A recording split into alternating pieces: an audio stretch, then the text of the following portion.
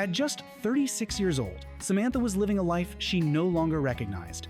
Once independent and full of energy, she was now nearly 1,000 pounds, confined by the weight she carried and the limitations it placed on her. Every morning was the same, a slow, painful awakening, the crushing pressure of her own body making it almost impossible to breathe. Sitting up in bed took minutes, not seconds. The sound of her own labored breathing filled the quiet apartment. She lived alone in a cramped second-floor unit in Denver. The stairs outside her door may as well have been a brick wall. Most days, she didn't even attempt to go outside. Even basic hygiene had become an ordeal. Her bathroom was a tight squeeze, her stomach brushed the doorway as she turned sideways to pass through. She hadn't been able to stand in the shower for over 12 years. Bathing now meant sitting on a chair, using a stick to reach certain areas, and ending the process drenched in sweat and utterly exhausted. I hate how far I've let things go. I hate how hard it is to just exist. I feel like I'm disappearing inside this body. Samantha. Food was Samantha's only source of comfort. It was warm, reliable, and always there when she needed it. She called it a hug from the inside, something that could soothe the ache in her heart. When she ate, she didn't have to think about her pain or her struggles. For those brief moments, she could pretend her life wasn't falling apart. But as soon as the plates were empty, the reality crashed back in. She had food deliveries set up on a schedule, arriving at her door from morning to night. Walking to the kitchen was difficult. Walking down the stairs was impossible. Even crossing the living room to answer the door made her legs burn and her chest tighten.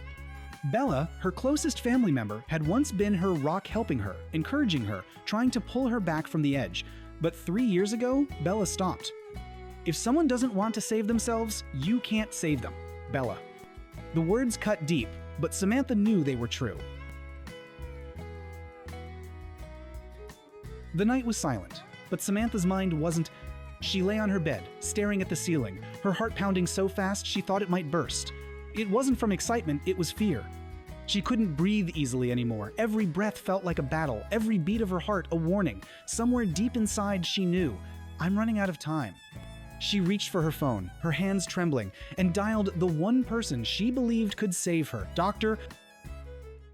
It's impressive. You can still stand up at almost 1,000 pounds. Yunan Nauzaradin, the world-renowned bariatric surgeon from My 600-Pound Life. She didn't expect him to answer, but he did. She explained her situation in broken sentences, pausing to catch her breath. To her shock, he agreed to take her on as a patient. But relief quickly gave way to panic. How could she get from Denver to Houston? She couldn't sit in a regular car seat. A commercial flight was impossible. The only safe option was a bariatric ambulance, and there wasn't one in Denver equipped for such a long journey. That reality hit her like a punch. If she couldn't get to Dr. Now, she might never make it at all.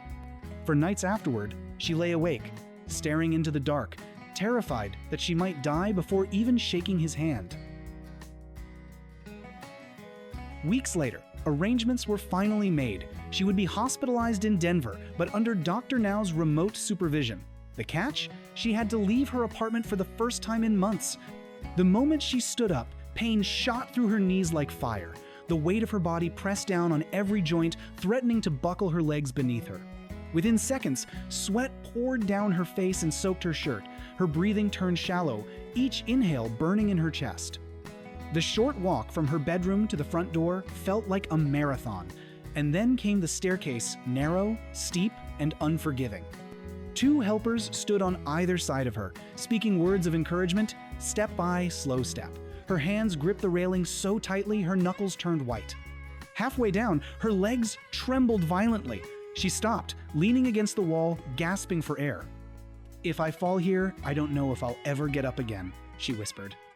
But she didn't give up. She closed her eyes, focused on one step at a time, and after what felt like hours, she made it to the bottom. Outside, the vehicle was waiting. It wasn't just a ride, it was her lifeline. At the hospital, Dr. Now's voice came through the phone, calm but unwavering. There was no sugarcoating, no gentle phrasing, just the truth. If you don't lose 250 pounds in the next 2 months, you will lose the ability to walk. And when that happens, your life will be in serious danger. He laid out the plan with military precision. 1,200 calories a day. 3 meals, no snacks. vegetables, and salad with every meal. 4 to 6 ounces of lean meat. It wasn't just a diet, it was a total overhaul of everything she had known for years. For Samantha, food had been comfort, celebration, and escape. Now, it would be medicine, and medicine rarely tastes like joy. She stared at the plan, feeling the weight of more than just her body pressing down on her. This wasn't going to be easy, but deep down, she knew. If she didn't fight now, there might not be a later.